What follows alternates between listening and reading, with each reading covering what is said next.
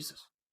Royals, Yankees, Angels, Twins, the Padres, Mariners, and best bets coming in Brewers, Giants, Rockies, and Tigers. That's what's coming your way here on Wager Talk, today's first pitch. Who's breaking it down with me? I'm Dan Alexander, and joining me, Bryan Power, Adam Trigger. Happy to have you guys in the saddle. Bry here doing his best, the Hamburglar impression with your stripes that you got going there. Yeah, I like it. I like it. If anyone could pull it off, hey, by the end of the show, you get a couple picks right. You might be Mayor McCheese instead of the Hamburger. We'll find out, okay. BP. All the McDonald's references. BP, let's get right into it, though. I'll refrain from poking fun at you until later in the program. Royals, Yankees is the game that you have tabbed here. You look at the Royals and 2 more wins for them, and they're going to lock in a winning season no matter what happens. And that would be the first time they do so in almost a decade. The last time they did was when they went and won the World Series, 2015 that was. So do you think they get closer to that? They inch closer, split that in half. They only need 1 more win, or do we have a bounce back coming from the Yankees, who, what a gem pitched by Lugo yesterday. 5-0 was the final. Bounce back for Yankees, or we got the Royals inching closer to that winning record? What do you say? Yeah, that Lugo start surprised me last night. I think the Yankees are going to bounce back here. Luis Gil on the mound. He's the key, making his second start since returning from the IL. My word, if you missed Gil last Friday at Wrigley Field, you missed one heck of an outing. He allowed just 1 hit over 6 shutout innings, 7 strikeouts. That was a pretty good Cubs lineup, too, he was up against. And I would argue, Dan, for this season, Gil has been the Yankees' most consistent starter. You're talking about a guy with a 3.24 ERA, 1.16 whip. And I think he's going to have success here against a Royals lineup that typically sees its production fall off on the road. It's something I've talked about all season. But this home versus road split when it comes to the Royals strikeout rate is really crazy. At home, they strike out at the lowest rate in all of baseball. On the road, they strike out at the 5th highest rate. Plus, on the road, they draw the 2nd lowest rate of walks. So I think with Gil on the mound, the Yankees are going to bounce back. I know they didn't score any runs last night, which is problematic. They struck out a season high 14 times as well, didn't walk a single time. And Cole Reagans, I've said it before, he's the one Royals starter that I like. He's probably been their most effective starter. But Reagans has made it past the 5th, Dan, just once in his last 4 starts. That opens it up for a Royals bullpen that I just don't think is very good. I like the Yankees' first 5. I mentioned that this morning on the Power 5. We talked about Yankees full game on the morning wager. I just think it's a big bullpen edge for the Yankees, and that might be in the late innings where they put this game to bed. The Yankees is how I would play this one. Bounce back Yankees spot, says our man Bryan Power. WT.buzz/BP is where you can find him at. Trig, you want to talk one of these later games, Angels, Twins. Twins finally got off the snide. It was a big way that they did it yesterday. 10-5, the win, snapped that 4-game losing streak. But yesterday, Trig, the story sure might be the bounce back. It was the runs that came. You could have doubled the total yesterday, and you almost still would have went over. Now we're looking at a Zebby and Kokanovic matchup on the mound here tonight. I think we could expect some more runs with that quality starting pitching that we're going to be seeing tonight. What say you, Trig?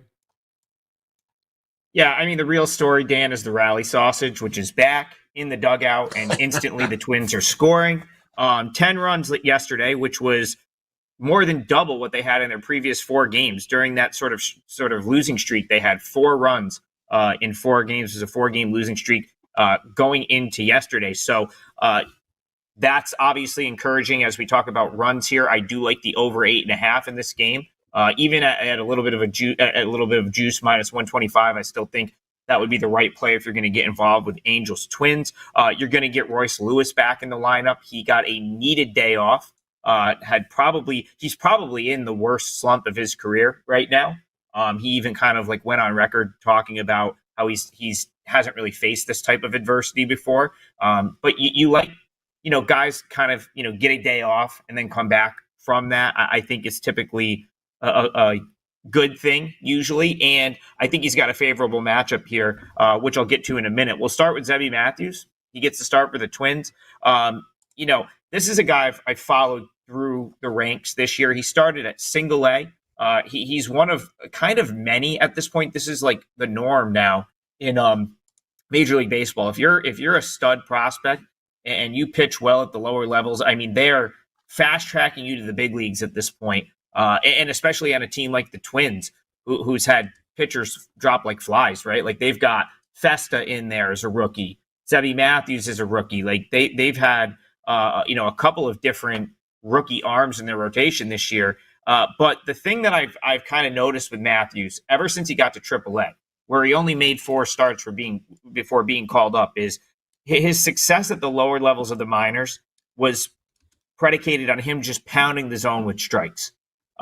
Walked virtually no one. And at single A and double A, you're going to get a lot of outs doing that. You're going to get swing and miss on your out pitches because guys are just not as experienced hitters. He got to AAA, he got rocked by Omaha, and then kind of had a good start, came up, but he's really kind of struggled since. And to me, it's because he's too much out over the plate. He hasn't really figured out how to, have command within the zone. And in the bigs, you can't do that. So that's going to create 2 things here, guys. One, even if he pitches well, he's probably, I feel like he doesn't go past 5 innings. He really hasn't got past 5 in a major league game yet. But 2, he's probably going to give up something. And when you look at this game, the way it's priced, the Twins a $2 favorite, the Twins breaking out offensively last night, if the Angels contribute here, I think there's a good chance that it's going to go over. And of course, just one more thing about Matthews, his last 4 starts, 8.42 ERA, and he's given up 19 hits and 13 runs in 7 innings over those last 2 starts. So too much out over the plate. And even the Angels, a dreadful team like the Angels, can do something with that. Now, on the other side, Kochanowicz, Dan, you nailed the pronunciation. That was impressive. I don't have that down yet, but this dude gives up a ton of contact. He's another guy. He jumped right from double A to the bigs, 7 starts. Like his numbers aren't terrible overall, but he's giving up a .315 opponent batting average against. He really doesn't strike anyone out. So he's kind of a ticking time bomb to get like blown up at the big league level. And who better to do it than the Twins, who just broke out from a like major collective slump? Right. Yesterday was kind of like the breakout of a very long slump for what is a pretty good Twins offense. And now you get Royce Lewis back in the lineup. Maybe, this seems like a good matchup for him against the lefty. So I think you're going to get runs from the Twins here. I think the Angels do contribute. The other area the Twins really struggle is middle relief. They don't have a ton of middle relief. So those middle innings, like if Zebby, even if he gives you 4 or 5 good innings, you're still going to have to figure out the 6th, the 7th, and even, before you get the ball to Duran at the end. And then, of course, if the Twins have a lead, they're definitely not going to use Jax or Duran because there isn't many other high leverage arms. So one way or another, this one feels like runs similar to last night. I wouldn't be surprised to see double digits. And so over 8.5 makes sense. WT.buzz/AT is where you can find Trig. You can also find him across socials at Adam Trigger WT. One of the socials you can find him on is TikTok. Shout out to those joining us live over there. Hit that follow button. Same can be said on X and Instagram. And for those on YouTube, that like button goes a long way. If you haven't already, subscribe and hit that little bell. Get notified when we go live, when new videos are posted, like Bet On It, college football, and NFL coming your way later today. Bet On It Wednesday, folks. Shout out to Kyle Mushoffen, Lord Farquad back in the chat. My man, nice to see you. Boss 429, Hal L, Russell Deck, Fortnite, Alfred 44. Appreciate all you hit that like button while you're hanging out. We got some questions coming in for you live viewers. We'll hit on the Marlins and Pirates, the early game coming up here in just a few. We're going to talk some Mets Jays as we saw that coming across. We'll hear that one from Bryan, Braves Nats. We'll have Trig breakdown. But right now, let's throw it to Brian Power and talk this Padres and Mariners game. It's a quick little 2-game interleague set that you're looking at here. Big history made last night with Manny Machado, now the home run leader for the San Diego Padres, passing Nate Colbert in that one with his, 164th long ball yesterday. So, maybe a little bit of a letdown spot after a fun game yesterday for them. Bryan Woo going to be on the mound for the Mariners. Anything stand out to you in the 9:40 start here, Bryan? Look, I passed on this game because last night I made the mistake of taking the Mariners. It was a very disappointing loss. I thought it was a great price. They're making fun of me with the headphones, Dan. But check this out, okay? Yu Darvish was the guy I had faded his first start back. I had taken the over in his first start back. I expected him not to be very good. Sure enough, things get off to a good start. The Mariners put 2 quick runs on the board. I'm like, all right, here we go. What did I say in my write-up, Dan? George Kirby doesn't give up home runs at home. What did George Kirby do last night? He gave up 2 home runs. And that's why Seattle lost the game. The Mariners' offense remains problematic, obviously. I think Trig feels this way as well. San Diego is a team very live to win the National League pennant. Now, the thing here, why I don't want to go the other way, is Bryan Woo, we've talked about him all year, is just sensational, as are all these Seattle pitchers at home. Michael King's been pretty good, too. Maybe if you're looking for anything, I mean, the total's low, but I would not imagine we're going to get another high-scoring game here in Seattle. Obviously, run suppression. The Mariners are the best at it when it comes at home. No team, they allow a half run per game fewer than every other team at home this season. So maybe you try to get creative and bet against one of these offenses, because I like these 2 starters. The bullpens are good as well. And this Mariners offense has proven time and time again that it will let you down when you need them to come through. And you got to have a sneak preview as well of what it sounds like when Bryan Power cashes a 5%er, and he gives himself a little Bryan Woo during the breakdown of his own play there. Yes, that is exactly what it sounds like there. Trig, feel free to add any thoughts on that one, as it's a game that I'm sure people will have their interest on this evening, wrapping up that 2-game set. If you don't have anything on that one, though, would love to hear your thoughts on the Braves and the Nationals going tonight. We've seen this total tick up a half point, open 7.5. Looks like we're sitting at 8 across the board as Fried and Irvin are taking on each other. 6:45 Eastern time, the start in that one. Any thoughts for the Bravos and the Nats? Yeah, I have thoughts on both of these. I'll be real quick on Padres Mariners. I did a TikTok video.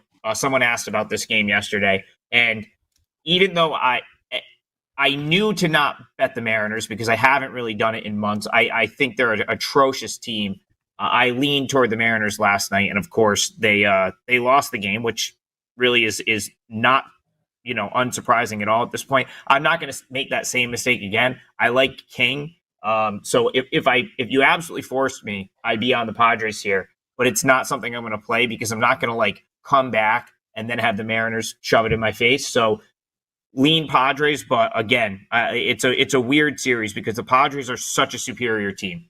That you should be looking at this minus 106, King on the mound, and being it's a no-brainer to take the Padres. Similar to last night when they were the better team again. And I do think the Padres are going to end up in the World Series this year. I've been saying that for a couple of months now. So not fading the Padres at all the rest of the way. That's a play-on team, in my opinion. As far as Braves and Nationals are concerned, I did a video on Instagram yesterday for this game where I gave out the under. One of the teams cooperated.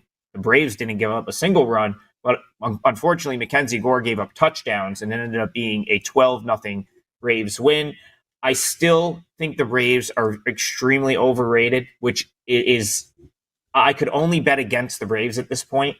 The schedule has fallen really nicely for them, where they've kind of now had series against the Blue Jays, the Nationals. They're catching some of the lesser teams at the right time. I still think it's wild to lay $2 on the road with this Braves team. If you look at this lineup, the bottom, it's 5 through 9 are all like 600 OPS guys. It's just not a good lineup at all. The Nationals, they at least have upside. Like, they called up Dylan Cruz. At this point, you've got a very young lineup: Cruz, James Wood. I think Jose Tina's in there. Andres Chaparro. Like, it's a new sort of group of Nationals, like very different team than what was on the field for the, pretty much since August 1st, right? Because Chaparro came from Reno, or the Diamondbacks organization, Tina over from the Guardians. So this Nationals team the last couple of months is completely different. Dylan Cruz was down at AAA until like a few weeks ago. So I definitely think there's upside with the Nats. I also like Irvin's like one of the guys that's starting to grow on me in this Nats rotation. He had a really good start against the Braves earlier this year. So Nats plus 1.5 is on my short list. I have not played it yet, but I don't know if I will, but definitely like one I've considered for today is taking that run with the home team, Nationals plus 1.5. I at least think that this is going to be a better game than yesterday's, and I wouldn't be surprised if the Nats won it. Looking towards a potential Nats W in the bounce back. Folks, we have a terrific deal going right now over at WagerTalk.com. WT.buzz is WT.buzz/deals is where you can always find them, but you see it on your screen now. 30 days. That's right. A month of NFL and college football action. Both of these guys, while they're giving you winners on the diamond, are still going strong in NFL and college football. You can drop that down, take over $50 off, just $199. Gets you 30 days of all access out of the two sports everyone wants to be betting now throughout the fall. So check that out, WT.buzz/deals, or head to these guys' pages. It's loaded right there. No promo code needed. You just lock it in your cart and you're good to go. We're going to talk the early game coming up here in just a moment. Marlins and the Pirates coming your way. But first, just want to get your thoughts, Bri. There's been a couple of questions here across different channels on the Mets and the Toronto Blue Jays. It's funny because the Mets can lose, what is it, like their first or second game in their last dozen and still be fighting for a wild card spot. Now they're sitting there tied with the Bravos. So, this series finale going at 3:07 today becomes all that more important. Each game is insanely important down the stretch here for the New York Metropolitans. It's Manaea and Francis going to be going in this one. What's your thoughts in this one, Bryan? Well, first, Dan, I absolutely have to bring up what happened last night because it finally happened. David Peterson finally had a bad start. I've been mentioning it on every show, his expected ERA and how nobody has a bigger difference between actual and expected ERA than Peterson. He blows up finally, gives up 5 runs. Toronto, who I gave out on the Power 5 yesterday, was the correct side, and they get it done. On the Power 5 this morning, I gave out Mets team total under 4.5, actually, because the Mets are facing Bowden France. Bowden Francis has been sensational of late. 3 runs or fewer in 6 consecutive starts. 3 of those 6 starts, he goes 7 innings and allows just 1 hit.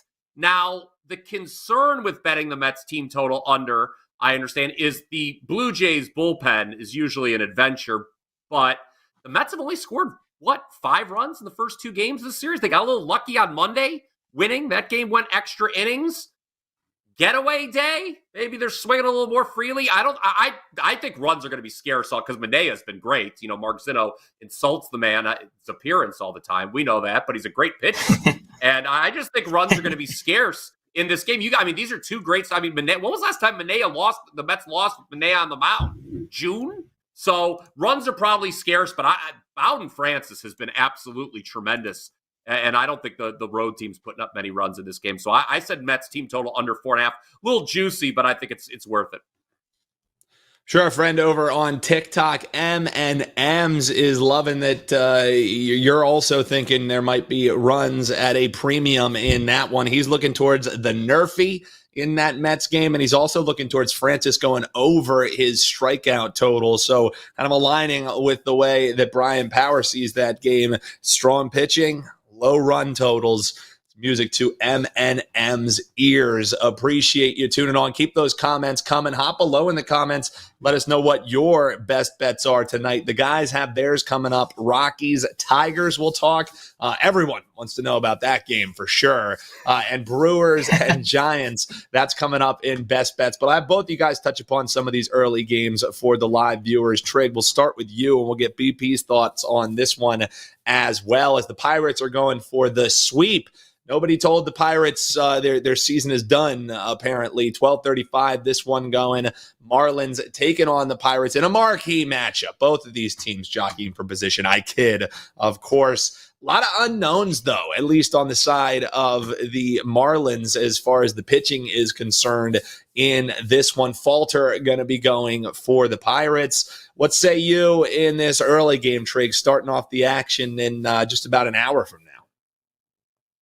Yeah, I mean, if the price was a little lower, I would have definitely gave Marlins plus 1.5 some consideration here.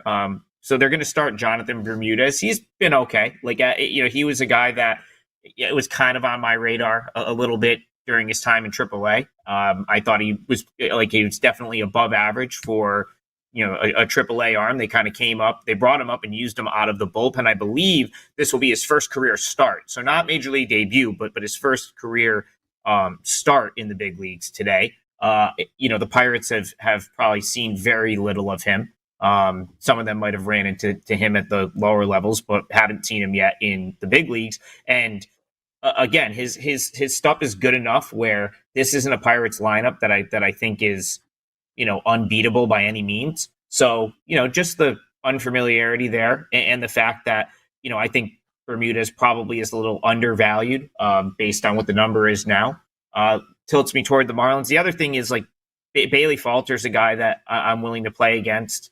Like, the Marlins lit him up in the first. I think you have to go back to literally the season opener, or like the first weekend of the season. He went, he faced them, got lit up. This is a guy that spent most of his career in the NL East, so they've seen him a bunch. 5.73 ERA in 7 career appearances for Falter against the Marlins. So, I mean, I think you're crazy to lay $1, minus 155 at this point with the Pirates.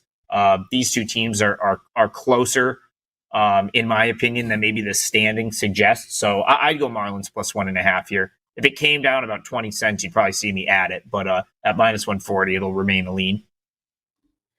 Alfred looking to maybe dip his toe with a little Nerfy to start the day, get the blood flowing. I like the thought there, Alfred, kicking it off. So for you, BP, anything in the Marlins and Pirates? If not, touch upon that other early game with a team that you know well, the Guardians going against the White Sox. It's a team with all kinds of things to play for versus the team who is on the race to dropping 120 games rather quickly, and they're going with Drew Martin on the mound. Find him on the Daily Diamond. No, I'm of course getting there. But either thoughts for you for these early games, then we'll get the folks some best bets. Yeah, it's his long lost cousin going up on the mound today. Yeah, look, I'll take it for what it's worth. I think Drew Martin might be a better look than the starting pitching that you typically get from the White Sox. I think they've lost all of his starts, right? I'm going to take it a step further than Trig with the Marlins. I'm playing the Marlins on the money line here. If this is a 3% play for me, there he is. Let's go.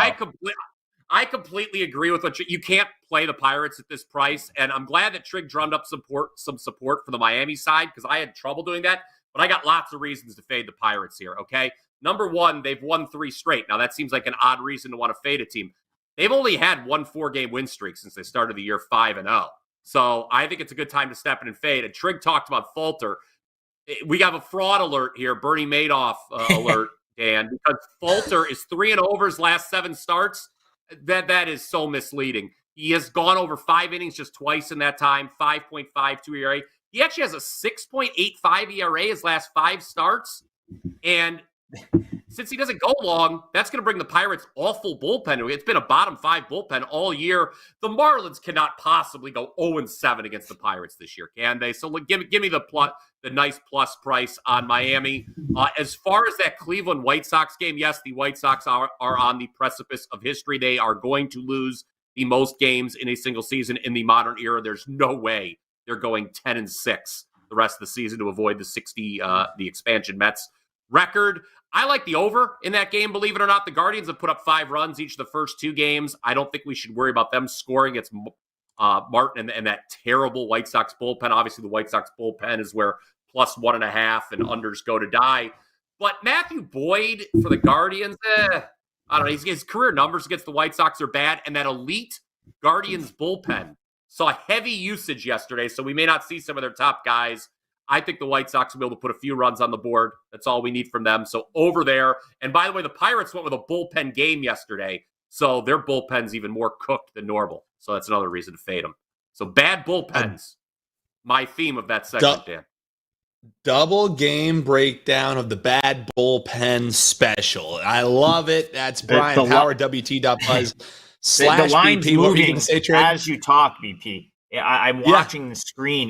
The Marlins are taking money as BP talks, so it must be like some chat steam right the market there. Saying, the market's saying, I like what Greg Brady is saying. I can't unsee it. Eric D in the chat earlier said he looks like Greg Brady, and I haven't been able to unsee it.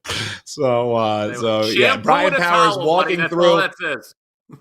Bryan Power, he puts his pants on one leg at a time, just like everyone else. The difference is he walks through a beaded door like Greg Brady when he's done putting on those pants one leg at a time. That's the ultimate difference. Oh, wow. Well, that's why we always film from the neck up here. Yes, exactly. Hit that like button if you haven't already. Subscribe so you get great content like this. Probably not the best time for me to put that plug in there. With if you want to see pantsless guys breaking down games, check it out. WagerTalk.com, right?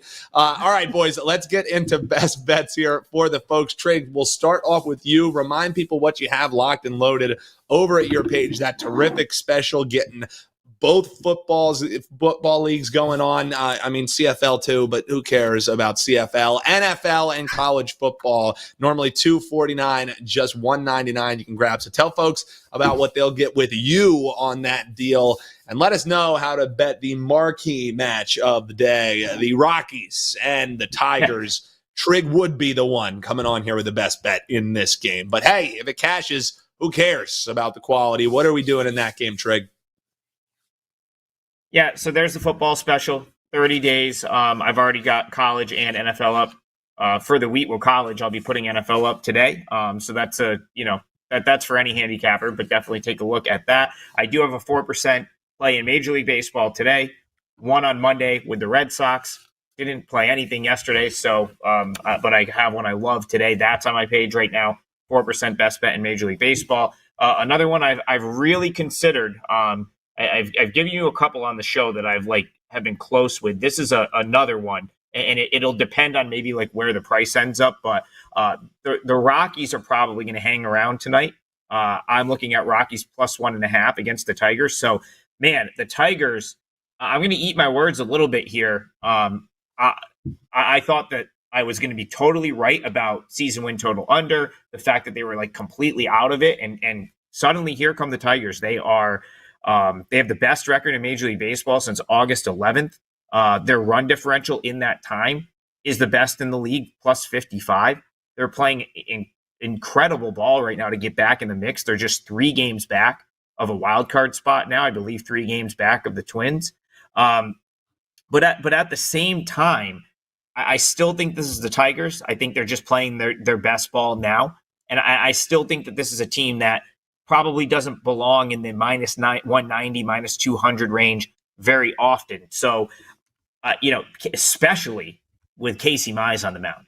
Like, there are guys like Skubal, and there are times that the Tigers warrant being a $2 favorite, but Casey Mize pitching is not one of them. He is, so 2 things. 1, his last 15 starts at home, he's 0-7 with a 4.50 ERA. Hasn't won at Comerica Park in forever.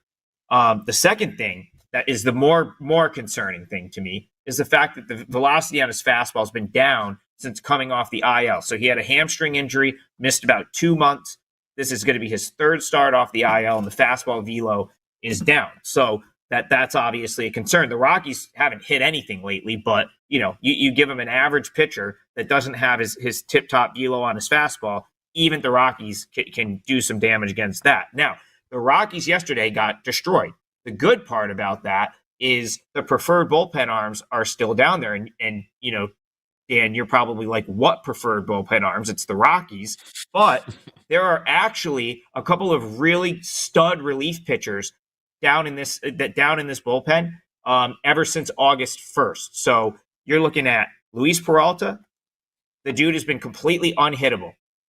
In the minors, go look at his minor league numbers. It's insane. He's got like a sub-1 ERA, a sub-1 WHIP. They somehow convinced the Pirates to give him up. And you know, since August 1st, since he's been in the Rockies organization, lights out. Since they called him up, 6 scoreless innings. He's given up like 2 hits. He's nasty. He'll definitely pitch tonight. He hasn't pitched in a couple days. The other guy is Angel Shavili. His season-long numbers are inflated. But since they recalled him on August 1st, kind of put him in that closer role or like one of the high leverage roles, he's been fantastic. He will probably pitch tonight. So let's work back to front, right? You've got 2 really good relievers there. Can Tanner Gordon get them the ball? Now, you're going to look at Tanner Gordon's numbers and say, probably not. His ERA is close to 8, but that's at the big league level this year. He's been back down in Albuquerque for a month. Last start for Albuquerque, 8 shutout innings against Tacoma. I thought he looked really good actually in his last 2 starts down there. So, you know, you talk about, can he keep us in the game? I think he probably can. So you add all of that up, and I think the Rockies are definitely worth a look at plus 1.5. You get the extra run with the road team. And I wouldn't be surprised if they bounce back and won this game, but, you know, they're still a bad team. So give me the 1.5. But I do think they hang around here, and it's a tight game in Detroit. Hey, when the price makes sense, taking the 1.5. No one picks the spots better than Adam Trigger. WT.buzz/AT is where you can find him over at WagerTalk.com. BP, you'll get the final word here. Best bet for you coming in the Brewers and Giants in the battle of the well-rested pitchers. But also remind folks what you got going as NFL and college football are rolling on. That special. Again, I can't, drive that home enough of what a terrific deal that is, locking in a month of action for a great price. So what do folks get with you over in that one? And tell us what the best bet is going today in Brewers Giants. Yeah, winning week 1 in the NFL, Dan. Also in college, didn't get much better than last Saturday. My 3 sides were ULM, that's Louisiana Monroe, San Jose State, and Northern Illinois. What did all 3 of those teams have in common? They were underdogs that won outright. So we're looking to do it again on Saturday. I also have a 4% total in MLB for tonight. 7-1 my last 8 MLB totals. And my best bet on the show here that I'm about to get into is also a total. It's going to be Brewers Giants over 7. Now, betting the over in a game where Blake Snell is starting, admittedly, that seems risky. But Dan, as you know, I never choose the easy path in life. So why would we start doing that now? First off, this number is low.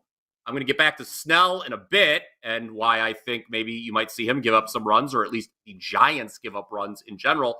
But first, let's talk about Milwaukee starter Colin Rea, guys. My feelings on him, well documented. This is another guy like Peterson, okay? A massive overachiever early in the season. Let's not be fooled by his 3.72 ERA, because his expected ERA is 4.96. I know they love it when I bring up expected ERA in the comments section. But the regression monster has come for Rea, guys. 5.20 ERA his last 5 starts. It's been a lot worse at night than in the daytime. His ERA is about a 1.5 higher at night than in the day. So that's interesting. And I think the Giants are going to score a decent number of runs here. They faced Rea twice last season. They scored 7 runs off him in 12 innings. Now, Snell, okay, the other part of the equation here, he's an elite starting pitcher. We all know that. But a quick hook as of late. Last time out, he only lasted an inning against Arizona. He allowed 2 runs. There was kind of some head scratching about why there was that early hook. Snell said he agreed with it, but the bottom line is this now. Over his last 3 starts, Snell has lasted just 11 innings total. One of those made up most of those innings, and he's actually given up 5 runs in those 11 innings. And for what it's worth, on the road this season, guys, Milwaukee, 2nd highest team batting average and 7th in WRC+. Dan, I blocked a guy on Twitter the other day who said WRC+ was a made-up stat. I don't need that in my life, but I do think I need the over. That is my show best bet here, over 7. Brew Crew Giants is the play here. Call him the Hamburglar, it's fine. Say he looks like Greg Brady, it's fine. But besmirch the altar of WRC Plus. You're done. You're cut off. You're cooked. I mean, best bet for our man Bryan Power. Brewers Giants going over the total. Trig looking towards the Rockies, getting the 1.5 against the Tigers. Folks, appreciate you tuning in, making us a part of your morning here. We're going to be rocking with you on First Pitch all the way through the end of the regular season. So make sure you're tuning in 11 a.m. Eastern, 8 a.m. here on the West Coast. Keep those comments coming. Let us know below what your best bet is. And while you're hanging out down there, like, subscribe, and the little bell will let you know whenever we're posting new videos here. And, of course, when we're going live. Less than 30 minutes from now, you're going to be having Wager Talk today coming your way. Ralph Michaels with a chart. We got some UFC plays coming from one of the best, Kyle Anthony. Teddy Covers is given a best bet in the Dolphins and Bills game, and you never know what you're going to be getting with Prez. If you think we say dumb shit on this show, just make sure you tune in to hear our friend Lawrence Presman coming up. Folks, appreciate you tuning in. We'll be back locked and loaded tomorrow morning. Until then, best of luck. Cash those tickets. We'll see you back here on Wager Talk TV.